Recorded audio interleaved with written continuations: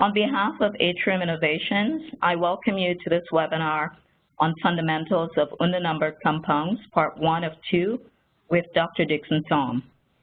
In this first session of our two-part educational introduction to UNDA-numbered compounds, Dr. Tom will discuss the importance of intracellular and extracellular detoxification, which is drainage, as he addresses the greatest challenge our physiology faces today.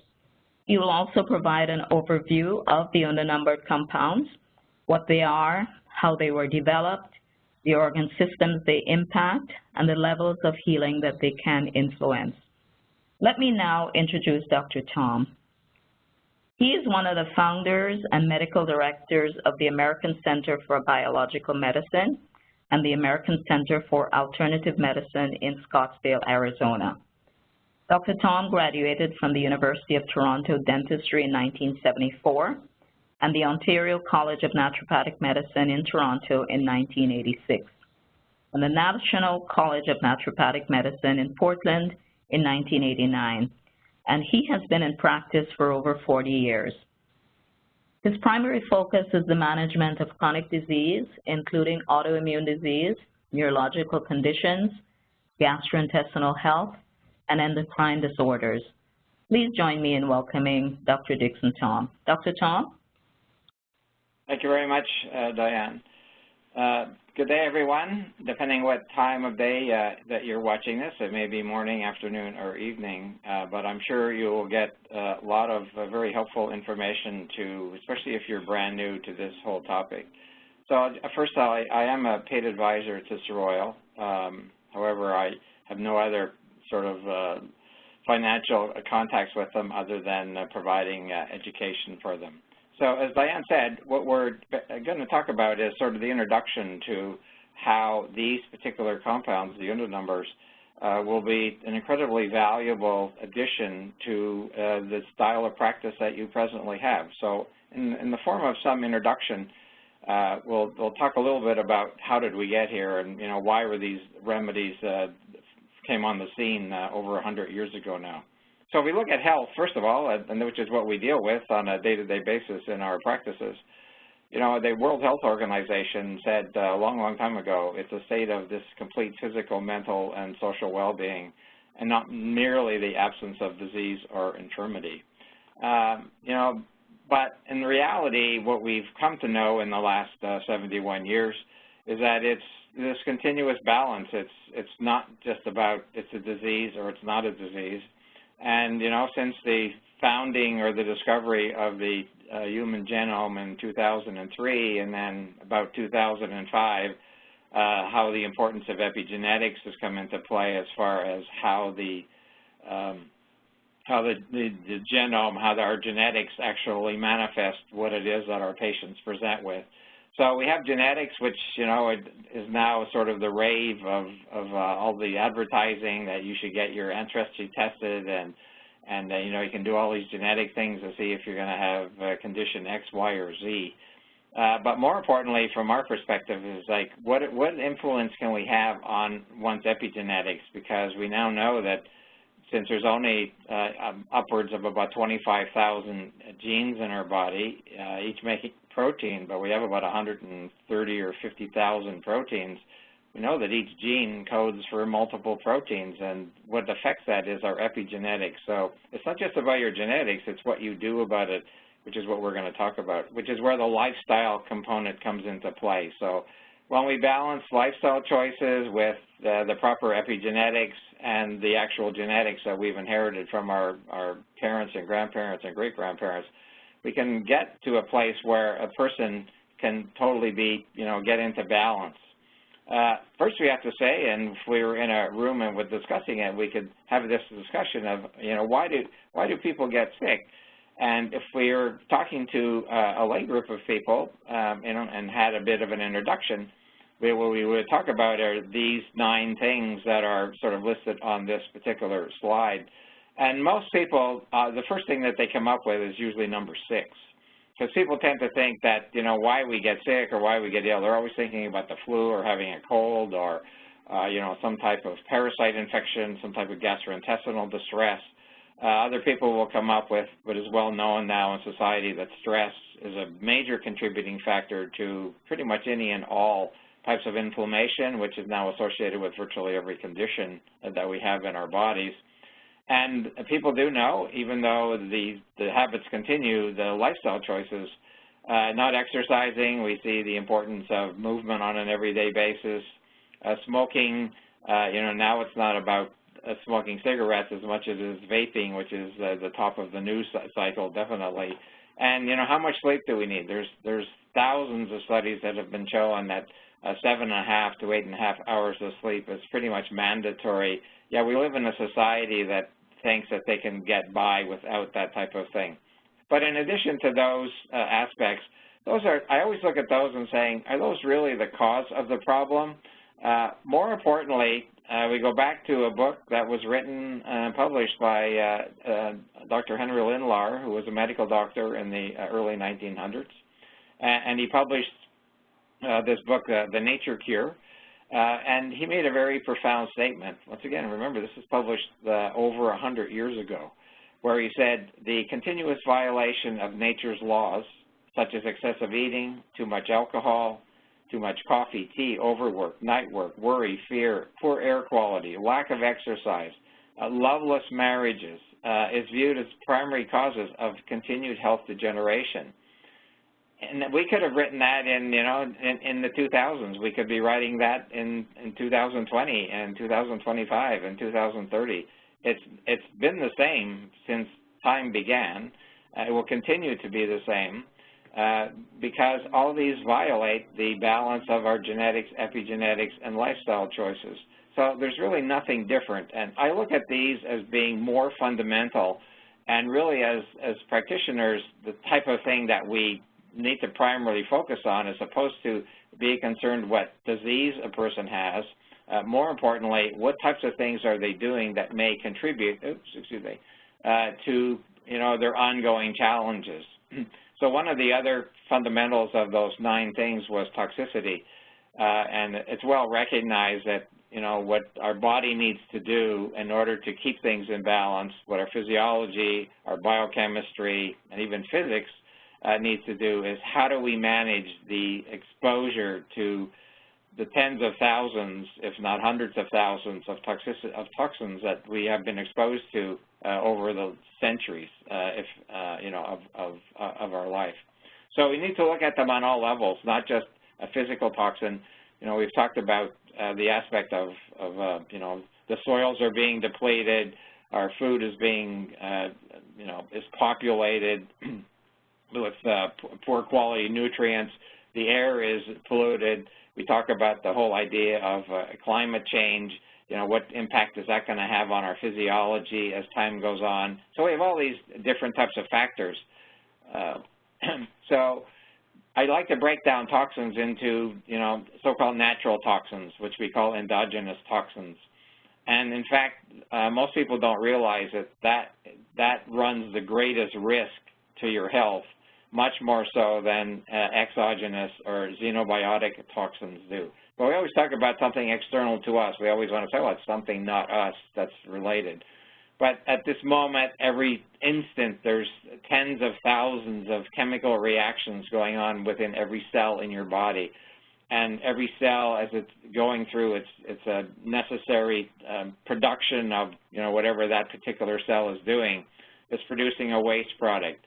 That waste product ultimately needs to be removed, and that's totally away from heavy metals or pesticides or chemicals or any of those types of things that we typically associated with toxicity.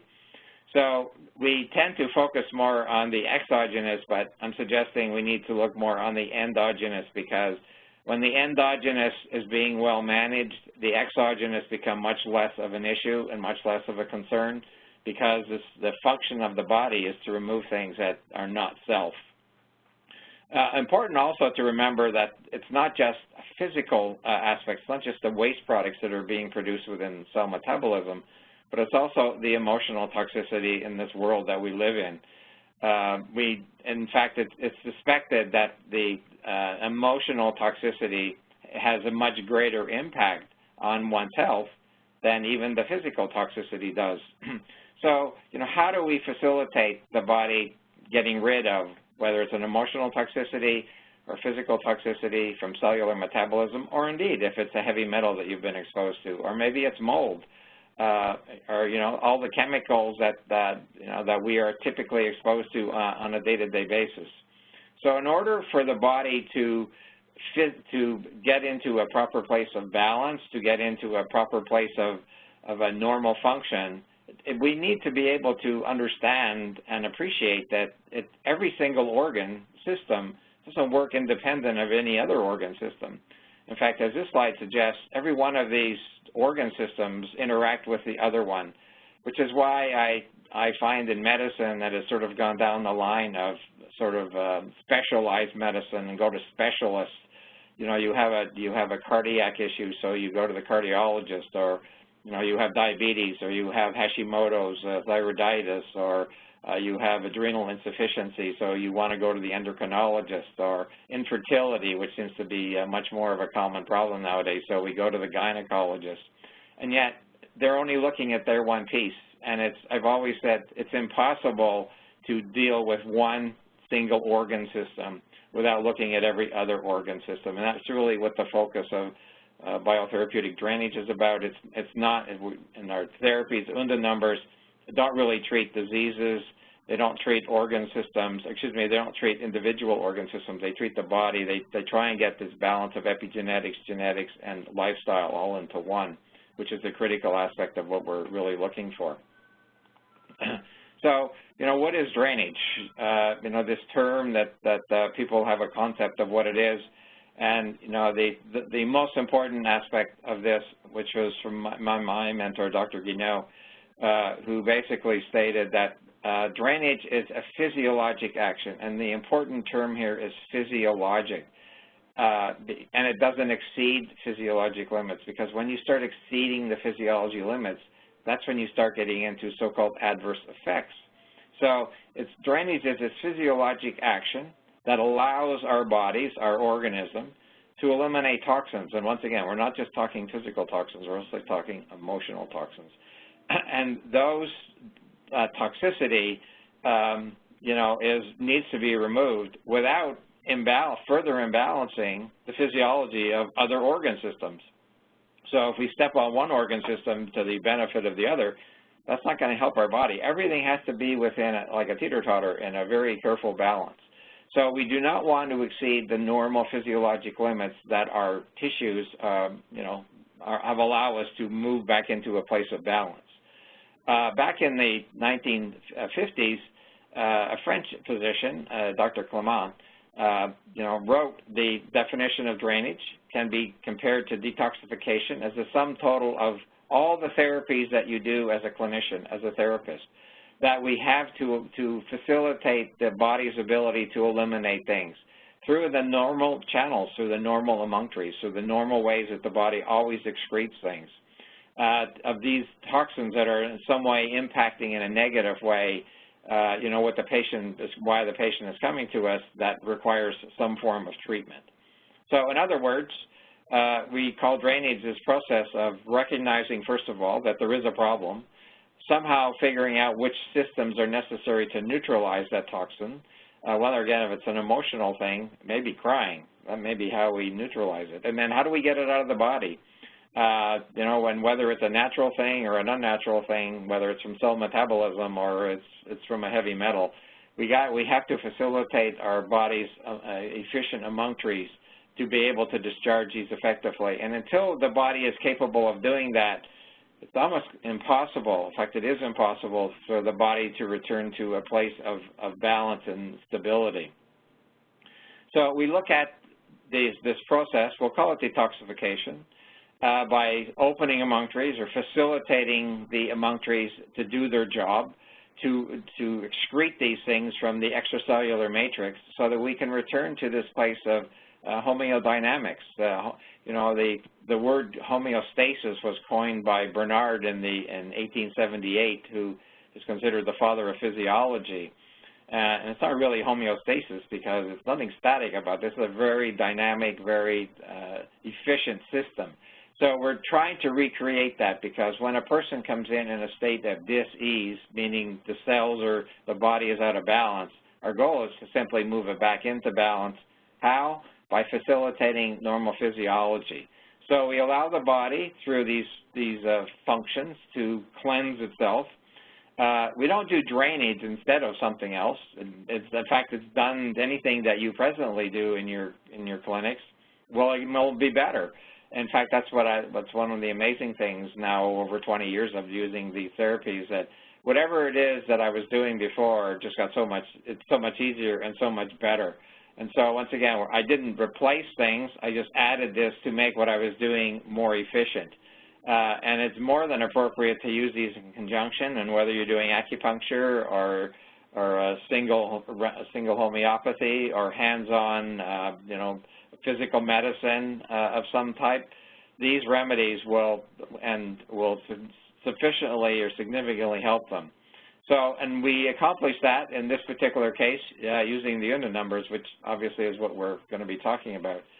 And I show this particular picture to my patients so that they get an understanding of, like, what is this toxicity that you're talking about? How are we trying to facilitate the body to return to this place of homeodynamic, balance?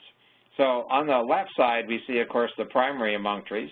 These are the natural, through evolution, ways that our body has learned to eliminate liquid waste, a solid waste, or a volatile gaseous waste.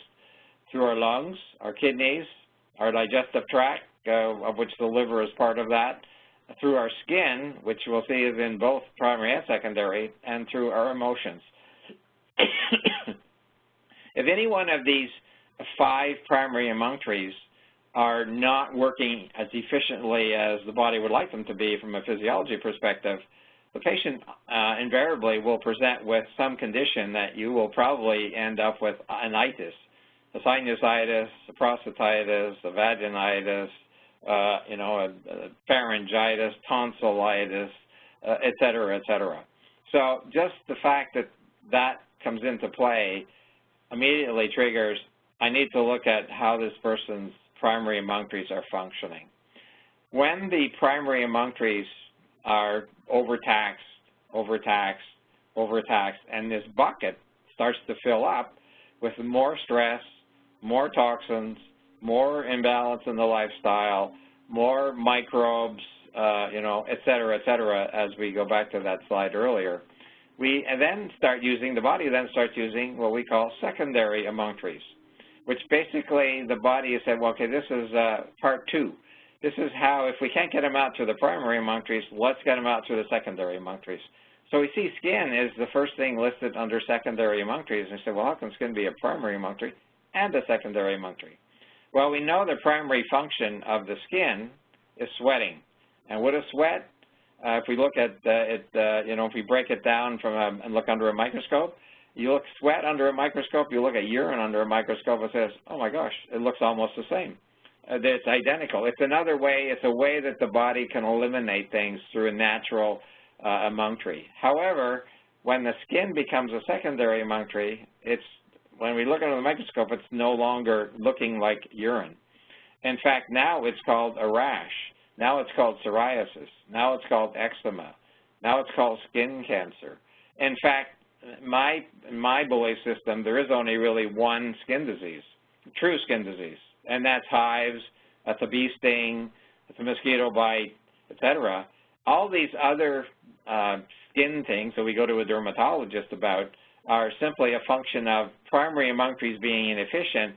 So the body says, well, if I can't get it out through the lung or kidney or the digestive system, let's shove it out to the surface because it moves it as far away from our core organs as possible, which is why the skin then becomes a secondary emunctory.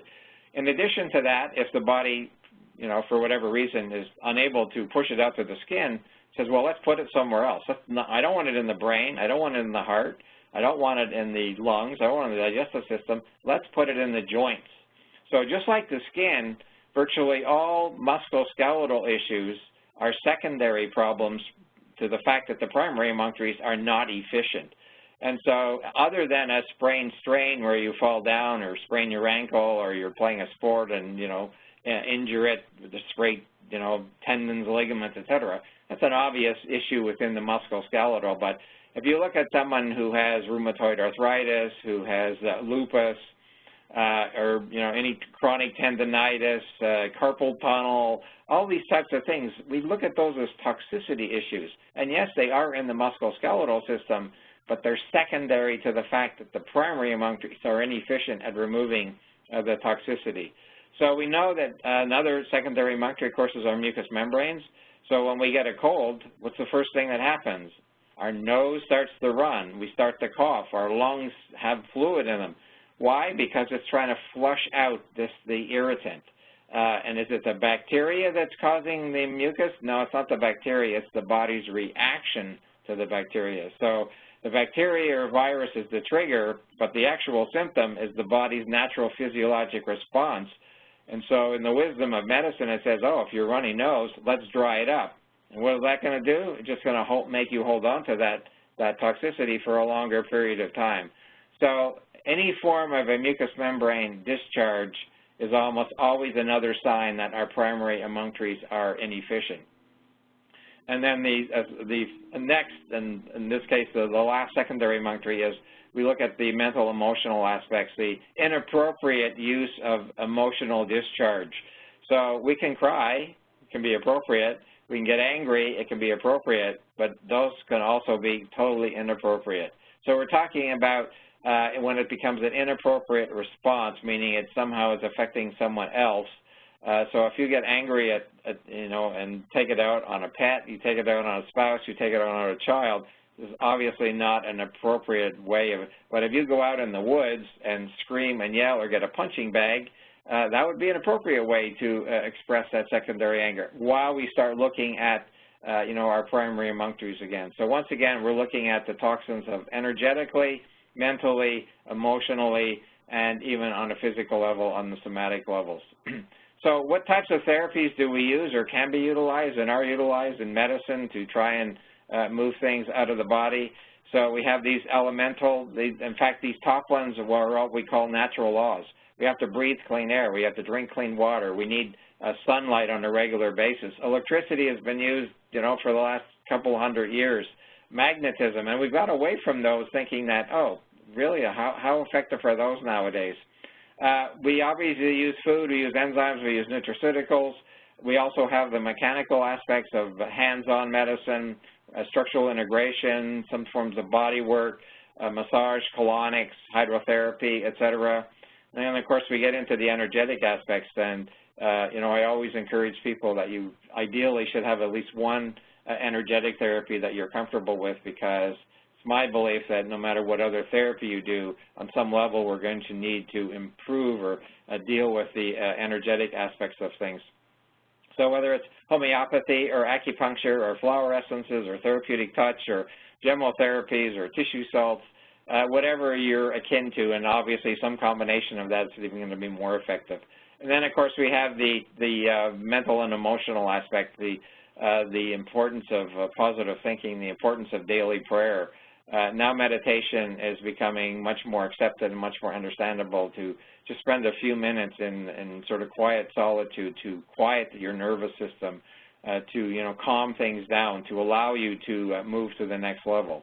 So where do all these remedies act? We look at the aspect of the three main areas of where the imbalances occur, and we know that every single problem that any of our patients have ever presented to us with started long before they ever showed up in our clinics. So the patients typically show up at the bottom of this inverted triangle at a physical thing. So they say, I have a headache, or I have dysmenorrhea, or I have a stomach ache, or I have the skin rash, or I can't sleep, or whatever. So they're manifesting something on that level. And then we have other patients who come in and say they're at a functional level, and you do your physical exam, you do lab tests, you take pictures, you do all these standard workups. You say, I don't see anything. These are all normal. And, of course, the most common functional problem in our society is irritable bowel syndrome. Because technically, we know stress is related to it, and they say, but I don't see anything wrong. I can do biopsies, and I can do lab tests, and everything's normal.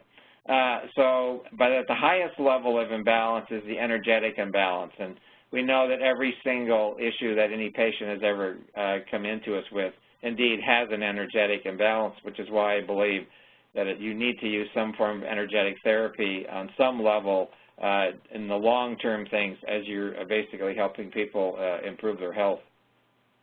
So this is just as, something I put how I tend to think about remedies. So, and the great thing about UNDA numbers is UNDA numbers work on all three levels. They can work with physical manifestation problems. They can work with functional problems. They're not the only remedies that work there, but they work on all these levels, and they are very powerful energetic remedies. So if you're dealing with somebody on a straight physical level, then we see on the left side of the slide, many positive therapies, including bioidentical hormones. And so women come in with, either a menstrual issue or a menopausal issue. They have hot flashes, they have insomnia, they have vaginal dryness, they have osteoporosis, et cetera. They say, oh, you'll feel so much better on bioidentical hormones. However, my experience is that when you balance their organ systems, all their organ systems, they don't have any of those symptoms. And if you gave them hormones, they wouldn't notice anything because that's not where the problem is. The problem is probably up at a much higher level, at an energetic level, and that's when we have to include those remedies to truly reach this final level of trying to support a person to reach their highest level. So why do we use UNDA numbers? What are UNDA numbers, and what is UNDA? Where does that word come from? So this is a company that has been around since 1949. It's located in Arzay, France. And for those of you who know who Samuel Hahnemann is, Germany, the founder of homeopathic medicine. Arzay is at the same latitude and longitude as where Hahnemann worked and where he did a lot of his research, and that's one of the reasons it's located there, because of I'll say the climate, because they grow a lot of their own plants appropriate to what's used in their remedies. And, the company makes over 6,000 different products, not just UNDA numbers. They're well known, they're world renowned, and one of the things, if you've ever been to Europe and gone into a pharmacy, all nutraceutical or homeopathic pharmacies are considered a pharmaceutical company. So they follow the same standards as a pharmaceutical company does, much different than what happens here in the United States and Canada, where a pharmaceutical company does their thing and people making nutritional supplements may or may not, in fact, maybe be coming from China, and who knows what's in those products. And we see even in the conventional community, lately the removal of I can't think of it, that heartburn medicine, because it was contaminated, and there's been one of the high blood pressure medicines has been recalled forever because of contamination. So, when you get raw materials from other countries and don't have the ability to independently test them, you don't really know what you're getting, which is why UNDA has spent their entire life of 60-plus years as a company ensuring quality control. And they do test the products before, during, and after the product is completing, making sure that it has nothing in there that in any way would be considered a foreign agent as far as the body is concerned. So it incorporates the highest levels of quality control using high-end technology, including chromatography, the aspects of making sure that what they're putting excuse me, what they're putting into their products are indeed exactly what historically they have been using on an ongoing everyday level. They also use the spectrometry to analyze the inorganic and organic chemicals that are in these particular products that we're basically using for our patients, and fluorometry, which basically looks at the final products in solution. So, I've been to the facility on 3 separate occasions, and it never failed to amaze me, the amount of quality control and how the people who work there, that was what they were all about. It's like they were it was so important to them that the quality control was absolutely the most ideal you could ever want it to be and ever imagine it to be, which is why I feel so confident about their effectiveness. So the UNDA number compounds, we'll spend a few minutes talking about them. You know, what they are is they are unique. They're unique in the aspect that they're a combination of plant remedies and mineral remedies, potentized minerals. They're not using mineral salts. They're actually using the pure mineral. When gold is in there, when aurum metallicum is one of the constituents of an UNDA number, it's pure gold. It's not a salt. The same with plumbum, the same with antimony, the same with all the other metals that are in there, including aluminum, including, you know, antimony, as I said. So these, and, you know, these remedies, which were formulated in the 19-teens and the 1920s by three practitioners. What they were looking for at the time was how do we deal with tuberculosis? As you are probably familiar with, in the late 1800s, a good 25% of the population of Europe had tuberculosis, and unfortunately many of them died as a result of that, and there was no treatment for them. There was nothing they could do. And so the three founders of the UNDA numbers were looking specifically for the aspect of you know, what was going on, of how do we ultimately be able to deal with these types of things. So the plants that are in there, based on the eclectics of the 1800s, you know, observing, you know, where the plants acted. So the plant has an organotrophic impact, and what the plant does when you combine it with the metal, it literally pulls the metal to the specific site of which organ system that we're going to specifically be focusing on. And at that level, it's able to work on an energetic level. So we can use the UNDA numbers, and do use them, to focus on both intracellular and extracellular levels of toxicity. And once again, we're not treating diseases. We're supporting individual organ systems and multiple organ systems. And each UNDA number is a unique single energetic complex. When I was at one of my visits to the UNDA facility, they showed me curling photography of different remedies, different UNDA numbers, and different remedies that are missing one element. And you take one element out, and you don't have an UNDA number. Many of you who do Chinese medicine are familiar with the fact that if you know, we have a combination of different herbs that are in the Chinese formula. You take one of the herbs out, and no longer do you have the same remedy. And the same thing applies with UNDA numbers. And one of the things that's important, because there is alcohol in these things, it's based on not, oh, I'll evaporate the alcohol because it's a problem. No, in Chinese medicine, alcohol has been found to be the carrier of the energy. So the founders basically took anthroposophical medicine from Steiner, who basically started this whole idea of anthroposophy in the late 1800s and gave thousands of lectures in the early 1900s.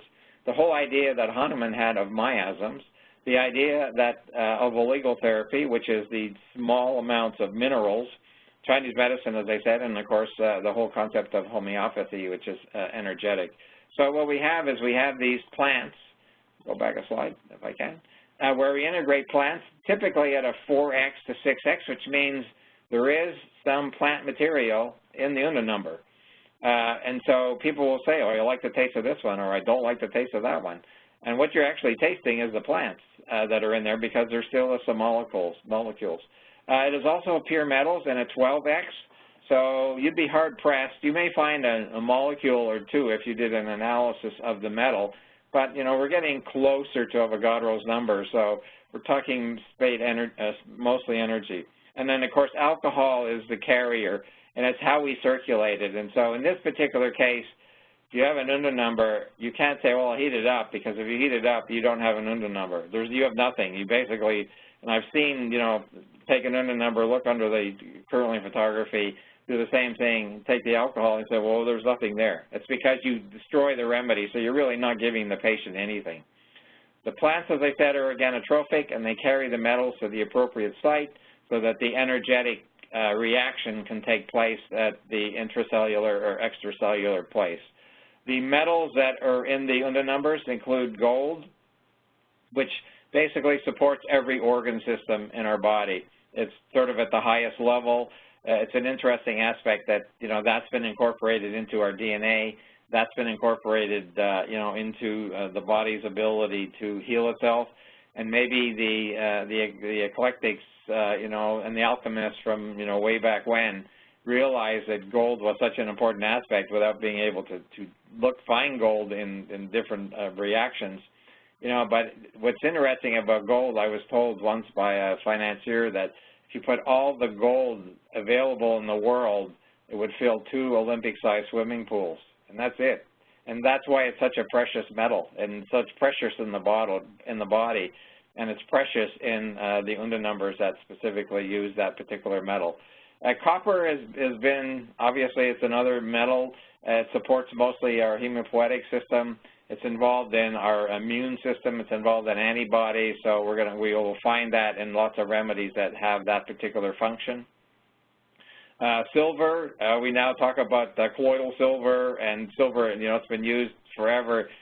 Farmers used to throw dimes when they really had silver in them at the bottom of their wells, and that's how they would basically disinfect their well from bacteria and parasites and everything else, because they didn't have any other purification system. So you're going to find silver in all the remedies that are associated with any form of infection. Aluminum has been put in these remedies long before we talked about aluminum and does it have an effect on the brain, does it have an effect on the nervous system, because aluminum is going to be in the remedies that do indeed support the nervous system. So we'll find that, when you study all the remedies themselves. In addition, lead, which is probably the deepest acting remedies and are for the most imbalanced organ systems that within the body. So these are patients with very profound intoxication. These are patients with very profound degeneration of whatever their condition is. Pewter and antimony are typically used in the respiratory system to help with bronchial secretions, and so you'd find those when you're dealing with that particular organ system. So what do the UNDA numbers do? They obviously have the important function of optimizing the function of the natural lung trees. They have the ability to allow the extracellular matrix to push things into the lymphatic system, which allows them then to be moved towards the organs of elimination. In addition to that, we can do them for glandular systems. They work on the endocrine system. We have UNDA numbers that support every endocrine organ in our body. And, we repeat the remedy. It's like, this is not a 100-yard dash. This is basically a marathon that we're trying to whittle away. And I use the analogy with patients of thinking like an onion, and where we want to get to is the core of the onion, and we have all these layers that are laid on top. And so each time we do a set of UNDA numbers, we're taking a layer off, we're taking a layer off, we're taking a layer off, getting closer and closer to the core imbalance that exists in the patient.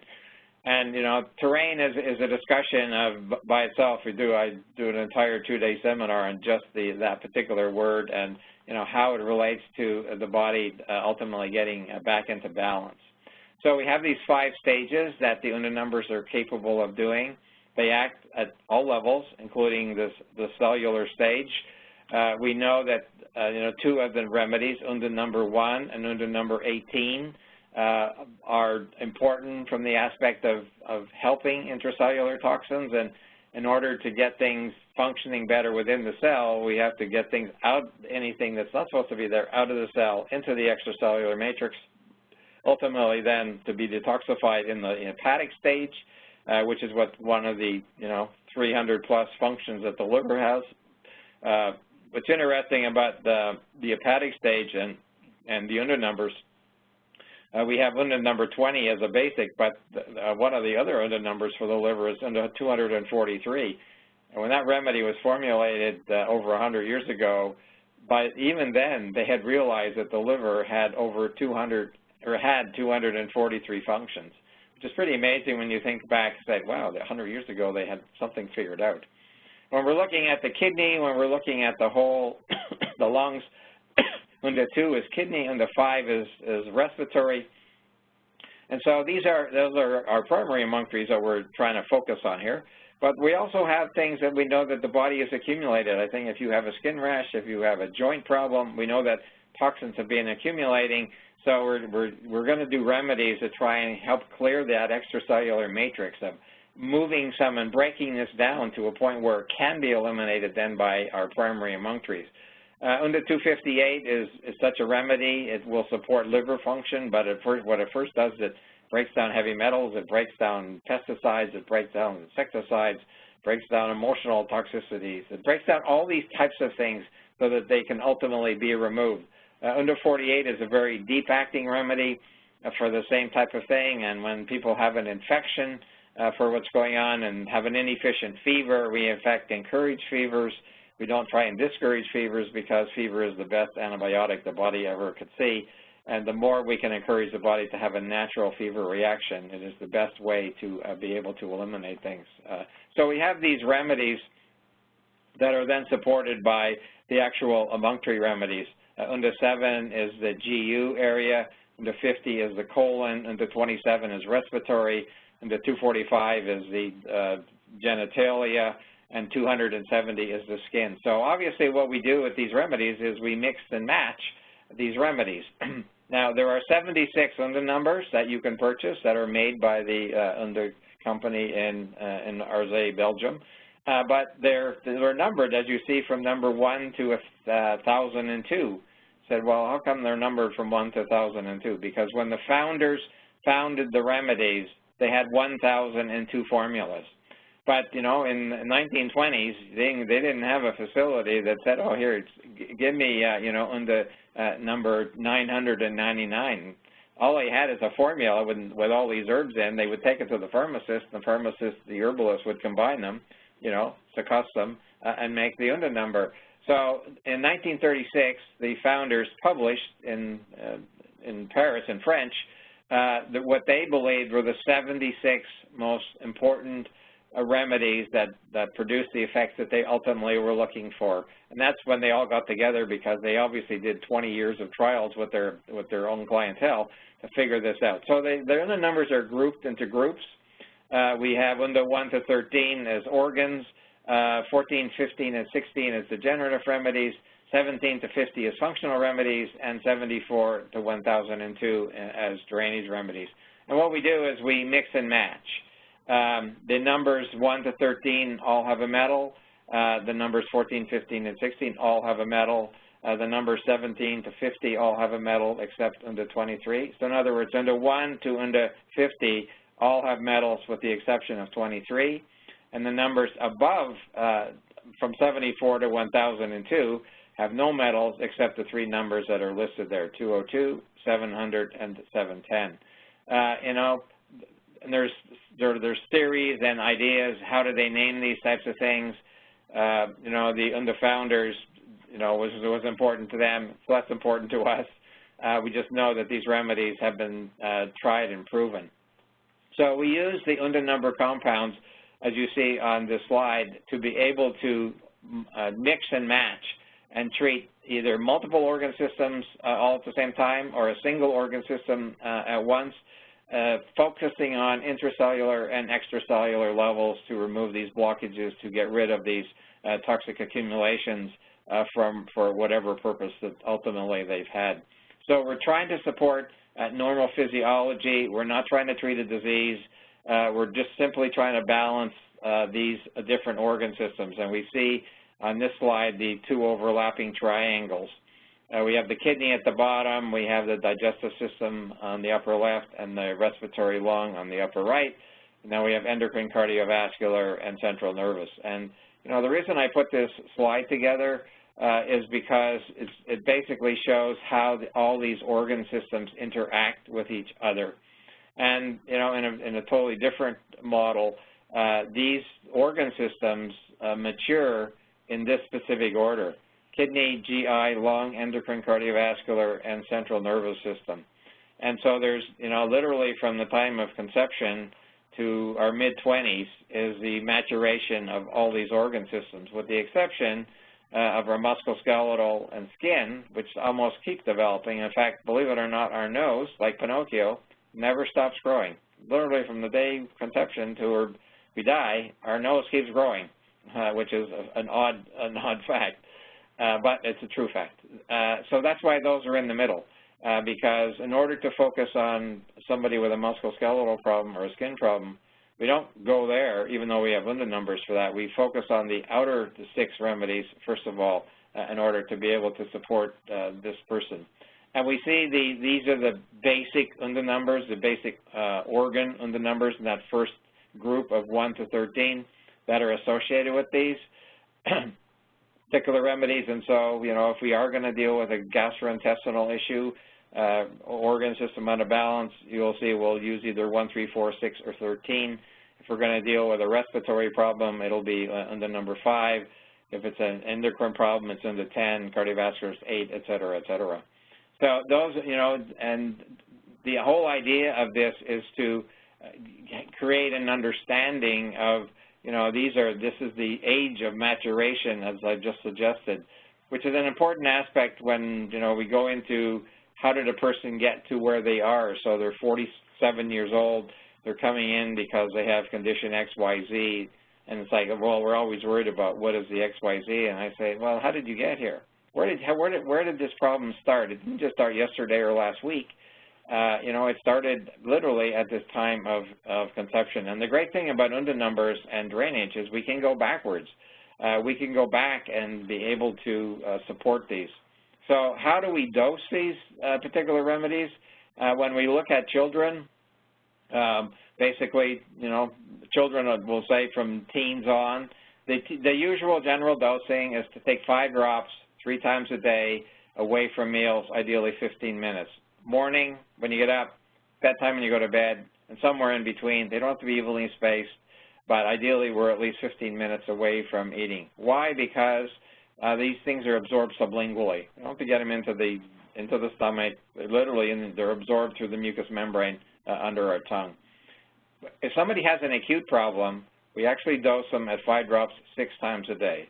So somebody has an acute sinusitis, if they have an acute tonsillitis, pharyngitis, gastroenteritis, you know, whatever, anything with an itis on that becomes acute, we dose them at 6 times a day. We continue the dosing until 2 days after the complete resolution of the symptoms, and then we resume general dosing. Going back to at 5 drops 3 times a day, the bottle of UNDA numbers will last 21 to 25 days. They never will finish on the same time because of the fact the viscosity, the size of the drop is different based on the herbs that are in there, which changes the surface tension, so the drops are not 100% equally the same size, even though the dropper is exactly the same size. They're slightly different, so one remedy usually finishes a day or 2 before the other ones, which is always typical. When we look at children, even from, you know, 6 to 10, so basically from anyone over 5, we'll say, we can do adult dosing. And the acute dosing is the same. So 5 drops 3 times a day, 5 drops 6 times a day. When we're looking at kids, you know, not babies, toddlers, and, you know, in preschool, depending on the situation, we often will do them 5 drops just twice a day. And for a baby, you know, or we'll say acute, we can do that 3 drops 6 times a day in the acute aspect for what's going on. So when we look at a baby, if I can change the slides, they're infants, it's so from birth basically until, you know, their birthday, 3 drops a couple of times a day. Now, what I've found to be incredibly effective with a baby is even without doing them orally, we can actually put them on the skin, because as you touch a baby, it's soft, it's subtle, and so we put them one remedy in this elbow crease and 1 remedy in this elbow crease, and usually we use 3 remedies, and we use the 3rd remedy in the belly button. Incredibly effective for whether the baby has colic, whether the baby is, you know, sleeping well, whether they can't latch, or whatever the issue is that we're dealing with, we can do it that way. But if we're dealing with something that's, I'll say, more of concern, treated a baby with pneumonia at 7 months of age. I did for just a couple of doses there, and I said, oh, that's not going to work. So we did them internally, orally. And we can do them in an eyedropper. We can put in a little bit of water and basically just put it under the baby's tongue. The children respond incredibly efficiently because they have a lot less, there's a lot less layers of their onion that we have to peel off to get to where it is that we need to get to. So that's the end of session 1. I hope that this has been informative and helpful. We'll be completing session 2. You'll be able to watch that, which will show a little more application of that. So until we meet again, we'll connect at that particular point in time. Thank you, Dr. Tom, for an excellent webinar, and thank you also for your participation.